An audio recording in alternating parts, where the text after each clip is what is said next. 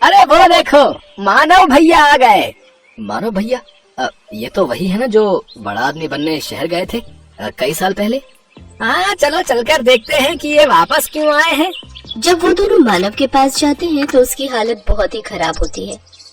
अरे मानव भाई, तुम तो शहर बड़े आदमी बनने गए थे ना, फिर आपका ये हाल? अभी ऐसा वक्त नहीं है भाई कुछ भी बताने का। हम शहर से 300 किलोमीटर पैदल चलकर आए हैं और हम सब कई दिनों से भूखे हैं। अगर हो सके तो हमें राशन पानी कुछ दिन के लिए उधार दे दो भैया। तुम अपने घर जाओ और आराम करो मानव भाई। और रही खाने की बात, तो मैं गांव के मुखिया को बोल देता हूँ, वो कुछ दिनों का राशन पानी तुम्हारे घर भिजवा देंगे। आपका बहुत बहुत शुक्रिया किशोर भाई। मुखिया उनके घर 1 महीने का राशन पानी भिजवा देता है। सुनिए जी, आखिर कब तक हम इन गांव वालों से छुपा कर रखेंगे कि हम शहर से भागकर क्यों आए हैं? तो हम इन गांव वालों से क्या कहते कि शहर में रहकर हम पर इतना कर्जा हो गया और वो चुका न पाने की वजह से हम गांव वापस आए हैं। फिर तो ये हमें जो राशन पानी मिला है वो भी नहीं मिलता। ये तो आप ठीक कह रहे हैं जी। देखो रमा, जो किस्मत में लिखा है उसे कोई नहीं टाल सकता। चलो आप सो जाओ, रात बहुत हो गई है। मैं कल ही मुखिया से मिलकर काम की कोई बात करता हूँ। अगले दिन मानव मुखिया से मिलता है और अपने बेरोजगार होने की समस्या बताता है। देखो मानव, तुम इस गांव के बेटे हो और अब तुम इसी गांव में रहकर अपना कोई काम शुरू करो। आपने बिल्कुल सही कहा मुखिया जी। वैसे मैं शहर में सारा दिन ऑटो रिक्शा चलाता था और शाम को रमा और मैं पानी पूरी का ठेला लगाते थे। तो मैं सोच रहा हूँ कि क्यों ना मैं इस गांव में भी पानी पूरी बनाकर बेचूं। हाँ हाँ, ये तो बहुत ही अच्छा ख्याल है। वैसे भी अपने गांव में एक भी पानी पूरी वाला नहीं है। अपना खेत गिरवी रखकर मानव और रमा ने पानी पूरी का ठेला खोल लिया। वो ठेला लगाकर बैठे थे, तभी वहाँ उसका बचपन का दोस्त विनोद आ गया, जो कि एक गांव से दूसरे गांव तक ऑटो चलाता था। अरे वाह, आज मेरा दोस्त नए काम की शुरुआत कर रहा है, लेकिन तेरे चेहरे पर इतनी उदासी क्यों है? क्या बताऊं यार, ठेला लगाए पूरे 2 घंटे हो गए लेकिन अभी भी एक भी बोनी नहीं हुई। अच्छा बता, कितने की प्लेट दे रहा है तू इन गोलगप्पों की? भैया 10 रुपए के 5 गोलगप्पे हैं बस। अच्छा भाभी, फिर तो मेरे लिए 1 प्लेट लगा दीजिए। मानव उसको गोलगप्पे बनाकर खिलाने लगा। उनको चखते ही विनोद ने कहा, अरे वाह, ये तो सचमुच किसी अमृत समान है। कुछ ही दिनों में उनका पानी पूरी का काम बहुत अच्छे से चलने लगता है। एक दिन मुखिया जी उसके ठेले पर आते हैं। मानव, मैं तुमसे एक बात कहना चाहता हूँ।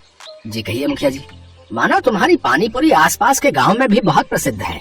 मैं चाहता हूँ कि तुम ढेर सारी पानी पूरी बनाओ और गांव के और आसपास के गांव वालों को भी ये पानी पूरी खिलाओ और आने वाले चुनाव में मेरे नाम का प्रचार करो।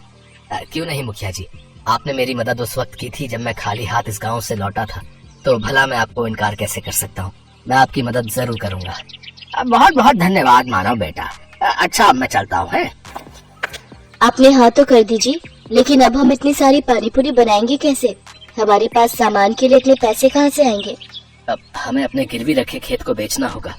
ये आप कैसी बातें कर रहे हैं जी? अगर अच्छी कमाई हो गई तो फिर हम उस कमाई से नया खेत ले लेंगे, लेकिन मैंने मुखिया को जुबान दी है और अब मैं अपनी बात से पीछे नहीं हट सकता।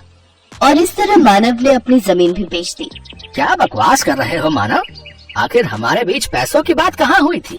मजाक मत कीजिए मुखिया जी, मैंने अपना खेत भी बेच दिया है। ऐसे तो मैं बर्बाद हो जाऊंगा। चुपचाप जाता है या धक्के मारकर निकालूं यहाँ से?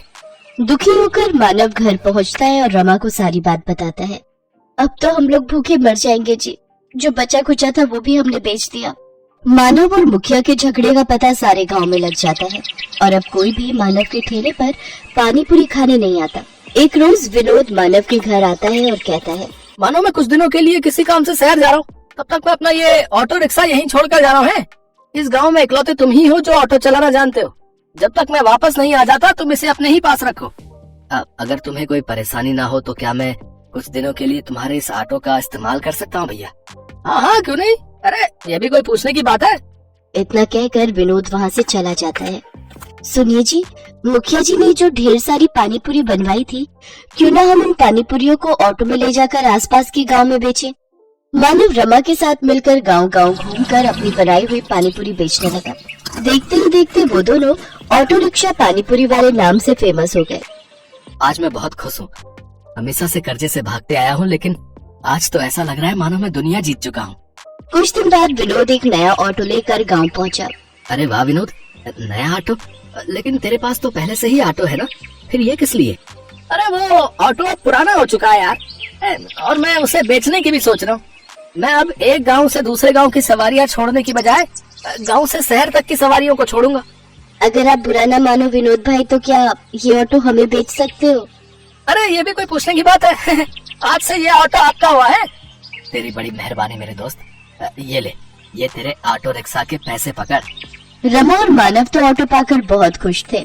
अब वो दोनों सारा दिन एक गांव से दूसरे गांव घूम घूम कर पानी पूरी बेचा करते थे और लोग बड़ी आस लगाकर उनकी पानी पूरी के इंतजार में बैठा करते थे।